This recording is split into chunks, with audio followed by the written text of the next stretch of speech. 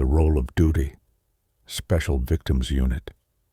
6 months after the Parkview Apartments case, Detectives Mike Rollins and Sarah Footman had cemented their reputation as the most effective, if unconventional, team in the department. The success rate of the unconventional unit had drawn attention not just locally, but from state-level agencies as well. Captain Reyes called them into his office on a rain-soaked Tuesday morning. Mike rolled in with his customary efficiency, his reinforced vest showing signs of recent upgrades, additional carbon fiber plating, and what appeared to be newly installed aerodynamic contours. Sarah walked in behind him, her specialized tactical footwear on all 4 limbs, the regular boots on her natural legs, and the custom fingerless booties on her foothands that allowed for maximum dexterity. "Close the door," Reyes said, his expression grim. "We've got a situation that requires your unique capabilities." He slid a file across his desk. Sarah picked it up with her right foothand, deftly flipping it open and scanning the contents. 3 missing children in the last month. No apparent connection except for the fact that all disappearances occurred near the old industrial district, Reyes continued. "The FBI is getting involved, but I convinced them to let you 2 take point on the ground investigation. Your track record speaks for itself." Mike rolled closer to the desk. "Any leads?" "Security footage caught glimpses of a custom van with no plates. And there's this." Reyes tapped a photograph showing a partial footprint.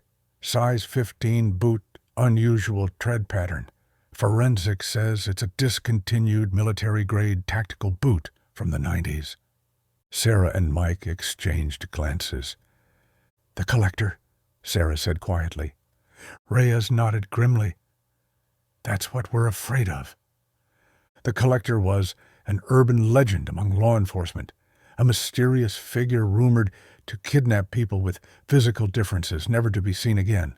Most officers considered it a myth, but Mike and Sarah had found troubling patterns in old case files during their research. "We'll need full resources," Mike said, "and we'll need to move fast." "You've got whatever you need," Reyes replied, "but keep this quiet. If it really is the collector, we don't want to spook him." The industrial district stretched for miles along the riverfront, a maze of abandoned warehouses and factories that had once been the city's economic engine. Now it was a ghost town of concrete and steel, perfect for someone wanting to hide. "I can cover more ground with Rolling Thunder," Mike suggested as they surveyed the area from their unmarked car. "You take the northeastern quadrant. I'll spiral through the central zone."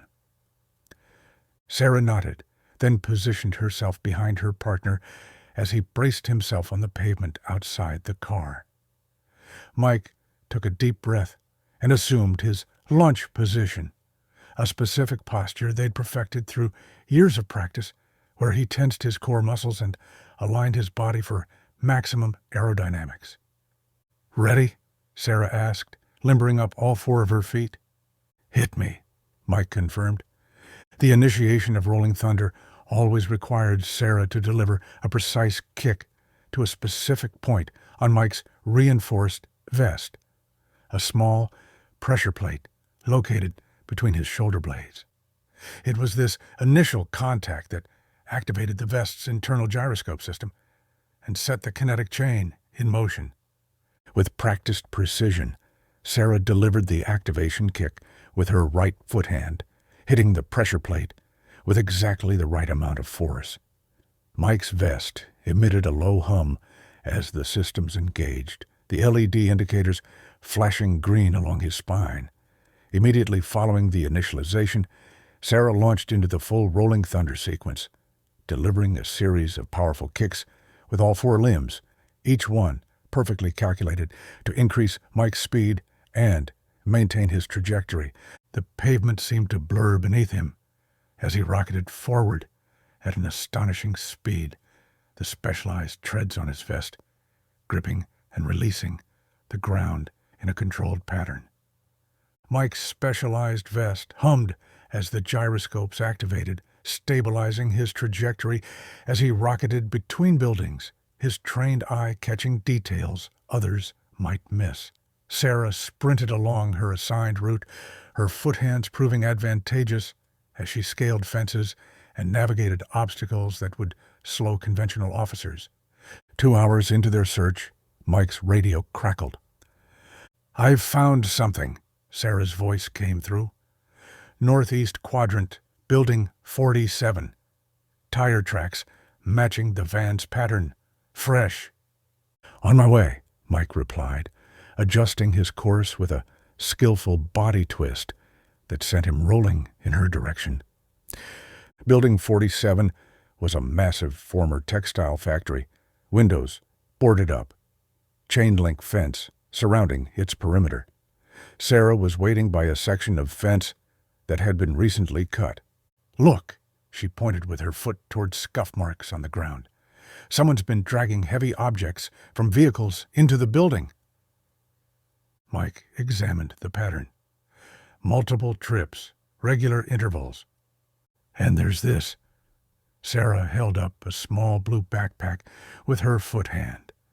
"Found it caught on the fence. Belongs to Jamie Fowler, the second victim."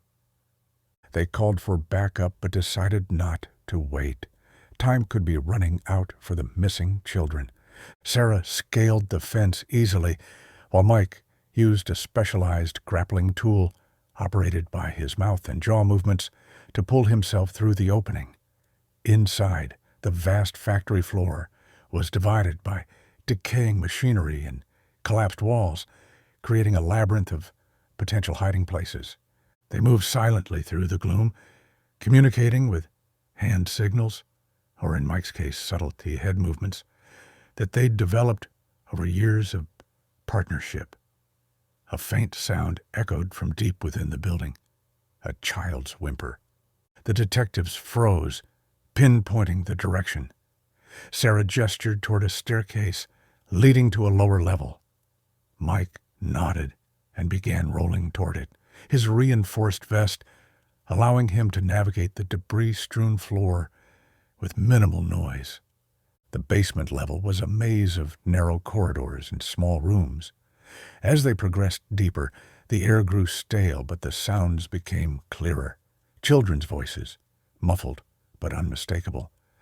They turned a corner and found themselves facing a heavy metal door with a sophisticated electronic lock, jarringly modern, against the decaying structure around it. "Can you crack it?" Mike whispered. Sarah examined the lock with her remarkably dexterous toes. "It's a biometric system. Needs a fingerprint, or in my case, a toe print." She reached into her tactical vest and extracted a small electronic device with her foot hand. "Standard override won't work, but if I can access the circuit board—" A noise behind them, the unmistakable sound of a gun being cocked.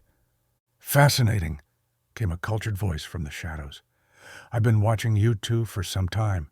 Such remarkable adaptations." A tall figure stepped into the dim light. He wore surgical scrubs under a lab coat, and his face was covered by a medical mask. Only his eyes were visible, cold, calculating, observant. "Dr. Francis Farley," Mike said, recognizing the man from case files. "Former military surgeon, disappeared after being discharged for experimental procedures." "Discharged is such an inadequate term," Farley replied. "I was pioneering advancements that could have revolutionized human capability. The military was too short-sighted to see the potential." His gun remained pointed at them. "And now you two appear, living examples of what I've been trying to prove. Exceptional adaptation, leveraging what others would consider disabilities into remarkable abilities." "Where are the children?" Sarah demanded, her body tensing as she subtly shifted her weight. "Safe. Subjects for the next phase of my research. Children adapt so much more readily than adults. Varley's eyes creased in what might have been a smile behind his mask. And now I have two perfect adult specimens as well. Sarah and Mike exchanged a brief glance, a silent communication perfected through years of partnership. In one fluid motion, Sarah launched herself forward, her foot hands moving with incredible speed to disarm Varley, while her regular feet executed a sweeping kick that took his legs out from under him. Simultaneously, Mike initiated a high-speed roll directly into Varley's knees, throwing him further off balance. The doctor crashed to the ground, his gun skittering across the floor. Before he could recover, Sarah had him pinned, her foot hand pressing his own surgical scalpel, taken from his lab coat pocket, against his throat. "The children!" she demanded again. "You're making a mistake," Varley hissed. "I'm trying to help people like you, create more like you, perfect versions." "There's nothing to perfect," Mike said, rolling closer. "Now, the door code." Varley's eyes darted between them, calculating. 84713. Sarah kept him pinned while Mike moved to the keypad, using his chin to input the numbers. The lock clicked and the door swung open to reveal 3 children huddled together in a room filled with medical equipment. They were frightened, but unharmed. "It's okay," Sarah said gently. "We're police officers. You're safe now." The sound of sirens outside announced the arrival of backup.